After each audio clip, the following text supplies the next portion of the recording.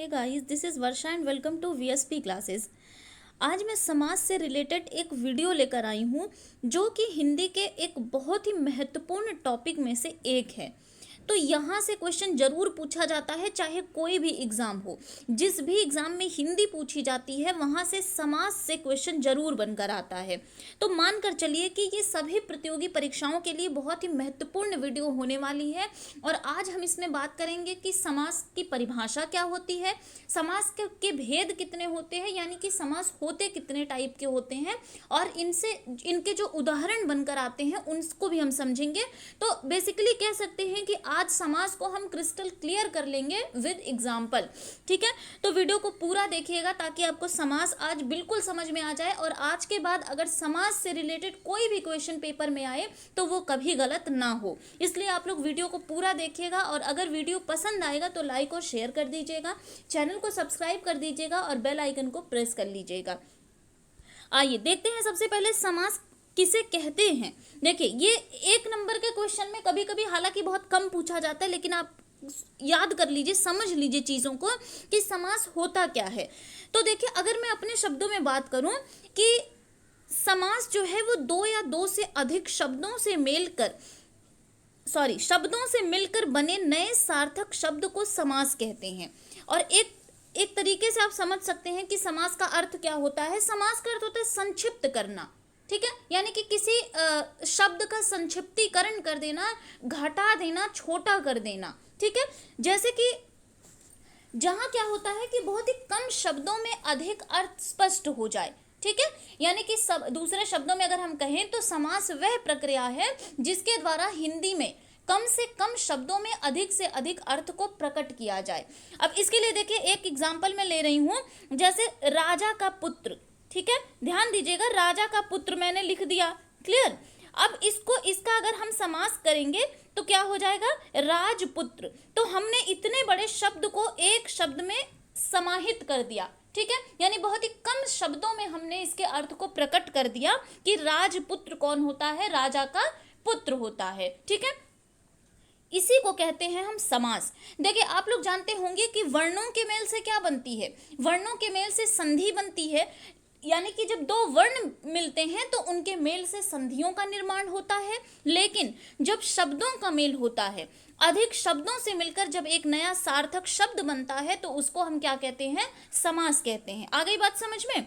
अब एक होता है समास और दूसरा होता है समास विग्रह।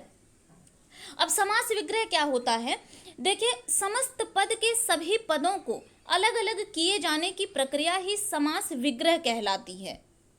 यानी कि देखिए, एक पद अगर है और उसके हम सभी छोटे छोटे पदों को अगर हम अलग कर देंगे तो उसे ही हम क्या कहते हैं, समास विग्रह कहते हैं। अब जैसे हमने यहाँ देखा है चौराहा। ठीक है, चौराहा क्या है, एक समास है, लेकिन अगर हम इसका विग्रह करेंगे तो ये क्या हो जाएगा, चार राहों का समूह। ठीक है, चार राहों का समूह, ये क्या हो गया, अब हमने इसको विग्रह कर दिया, यानी कि सभी पदों को इसके अलग अलग कर दिया। ठीक है, इसी को हम क्या कहते हैं, समास विग्रह कहते हैं। क्लियर।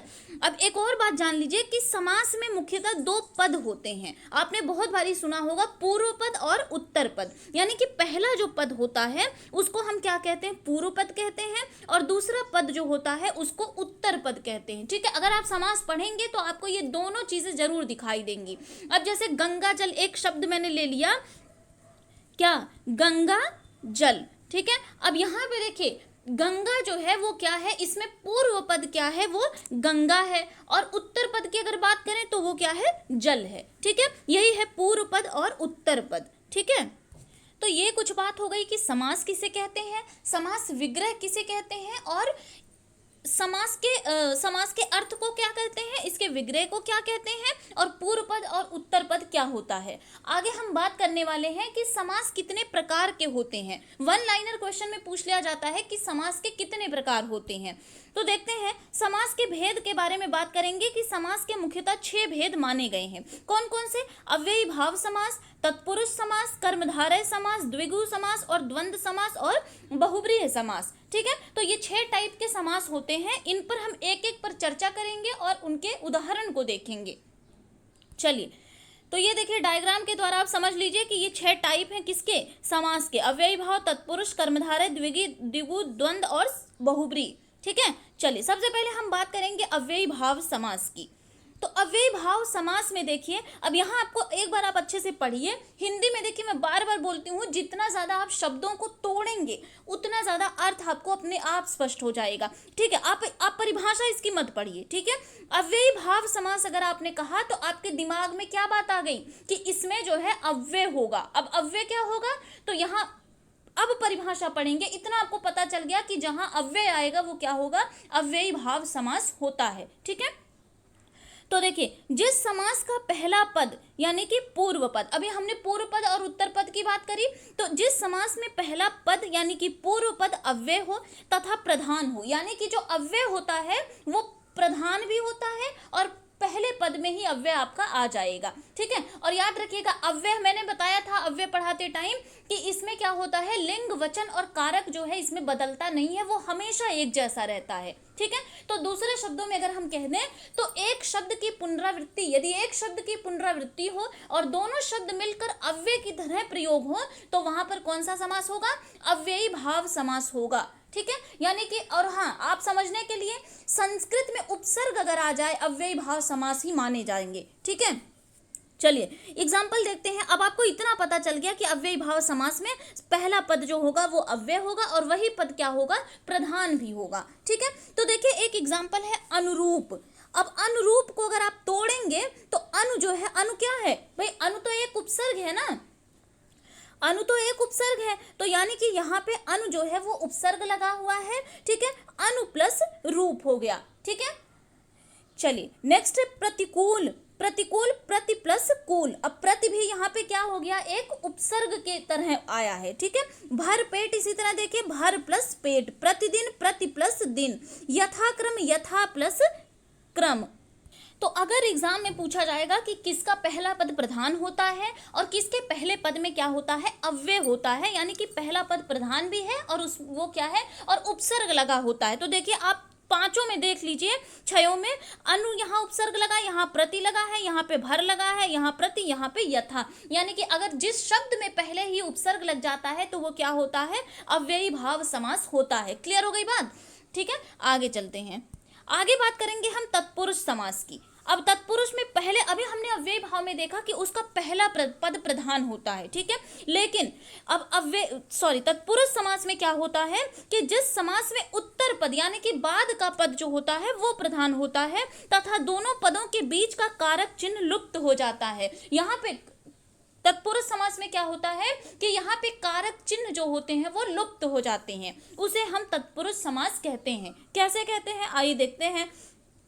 देखिए एक ये शब्द है राजा का कुमार। ठीक है, अब आपने देखा कि यहाँ पे क्या लगा है, का जो है वो कारक है। ठीक है, अब कारक है तो यहाँ पे इसका समास क्या बन के आया कि राजकुमार। अब आपने देखा कि यहाँ पे का जो कारक है उसका लोप हो रहा है, यानी कारक चिन्ह ये जो लगा है का, इसका क्या हो रहा है, लोप हो जा रहा है। ठीक है, और हम समास में क्या पा रहे हैं, राजकुमार। ठीक है, चलिए दूसरी तरह है रचना को प्राप्त करने वाला।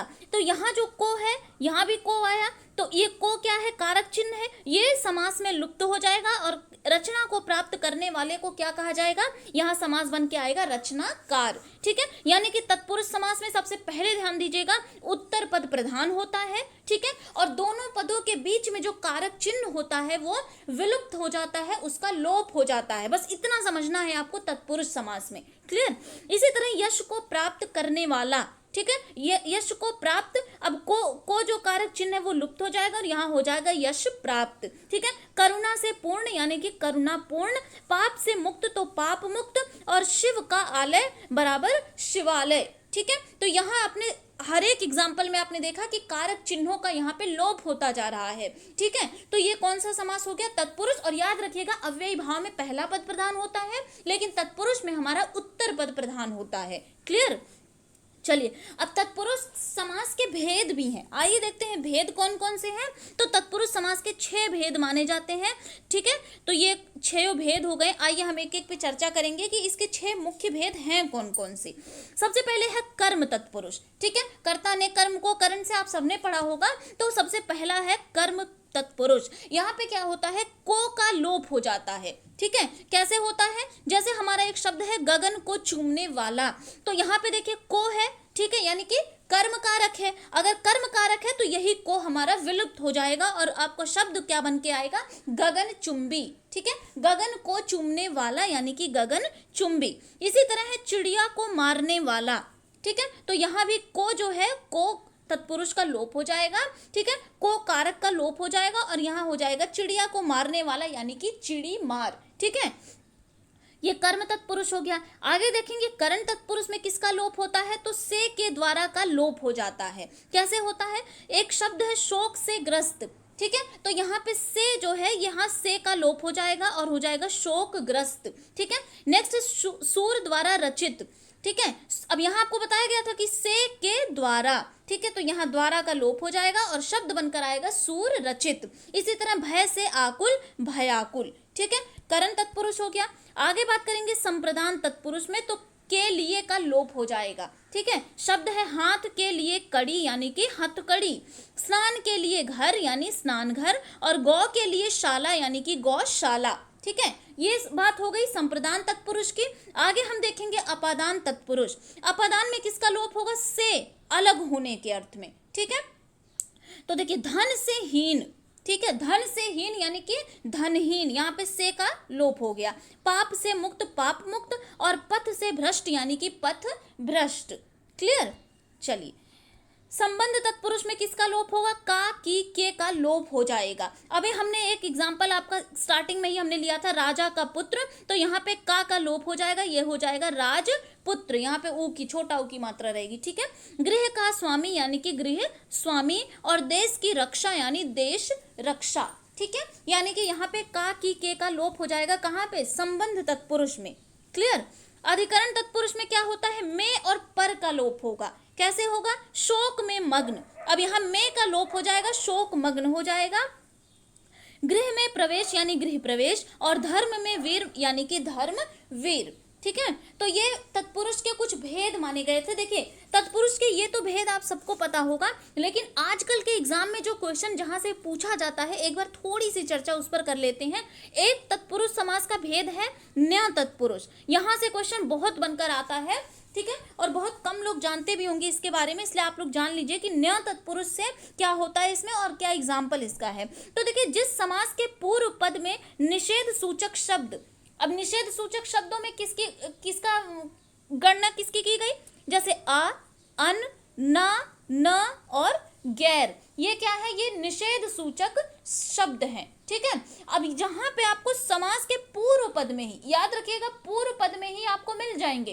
कैसे, ये निगेटिव वर्ड्स आप बोल सकते हैं इसको न्य तत्पुरुष में। ठीक है, इसमें पहला पद निषेधात्मक होता है, वहां क्या हो जाएगा, न्य तत्पुरुष। अब इसका एग्जांपल देखिए, जैसे अधर्म, तो आ का मतलब क्या होता है, आ मीन्स होता है नहीं।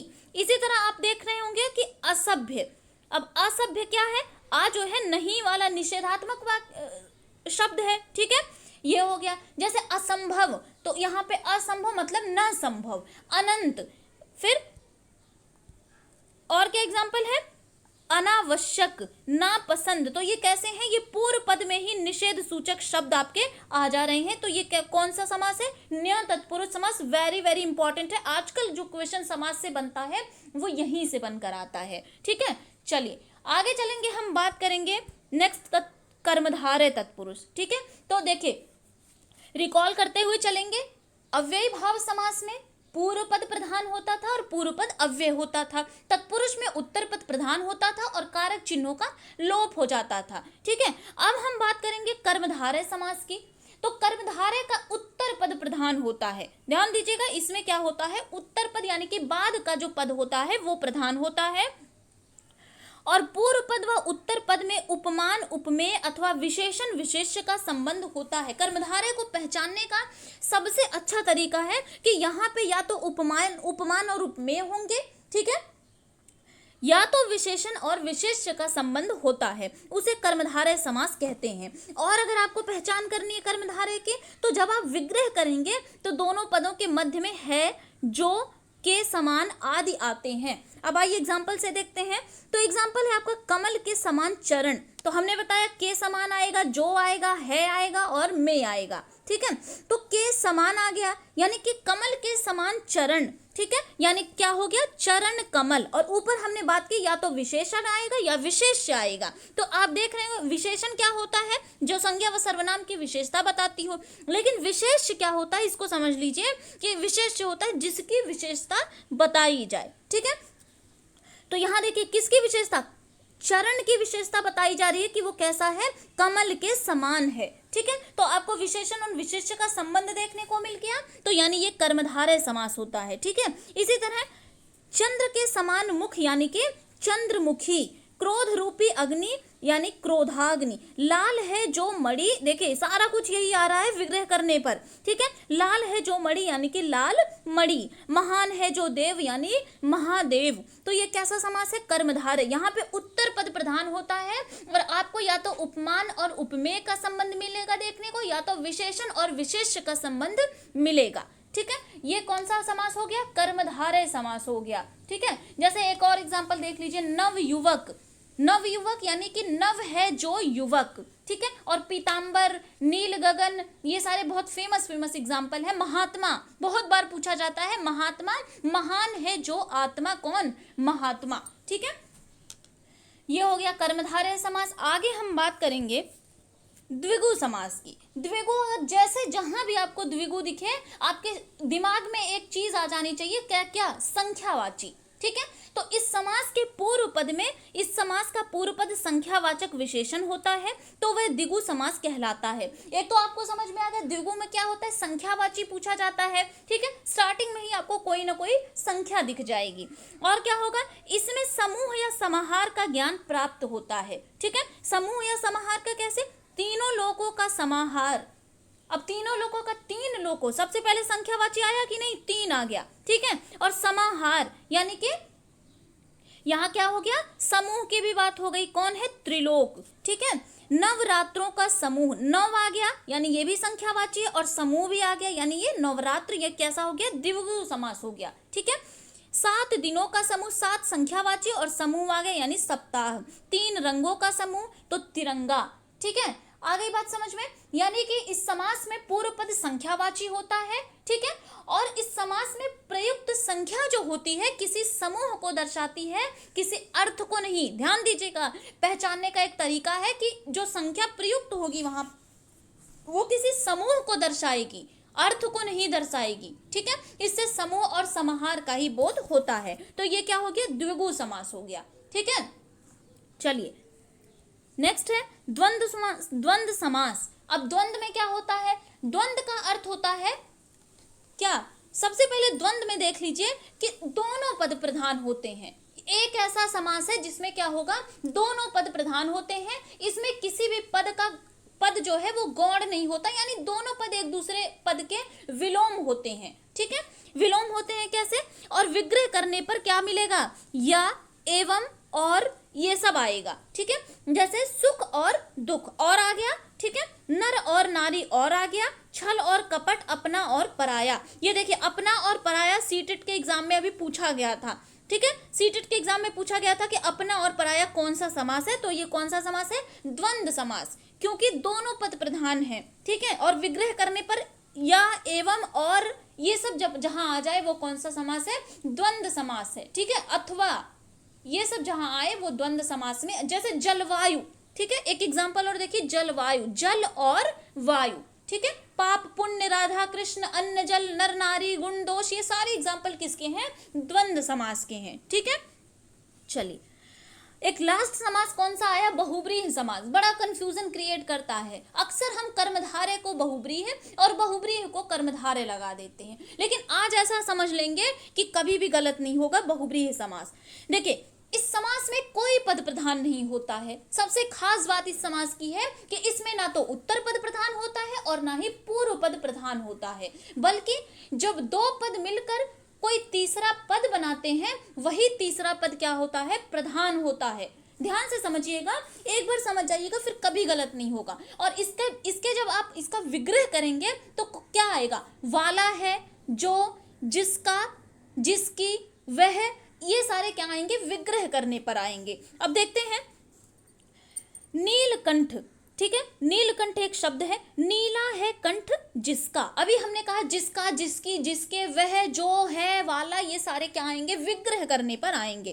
तो नीला है कंठ जिसका, अब जैसे ही आपको नीलकंठ यानी कि ये शब्द आपके सामने आया तो भगवान शंकर जो होंगे वो आपके मन मस्तिष्क में आ जाएंगे कि अरे यहाँ तो भगवान शिव की बात हो रही है, ठीक है। तो यहाँ ना तो पहला पद प्रधान हुआ, ना तो उत्तर पद प्रधान हुआ, बल्कि यहाँ पे कौन प्रधान हुआ, कोई तीसरा पद प्रधान हुआ, अर्थात यहाँ पे शिव प्रधान हो गए, ठीक है।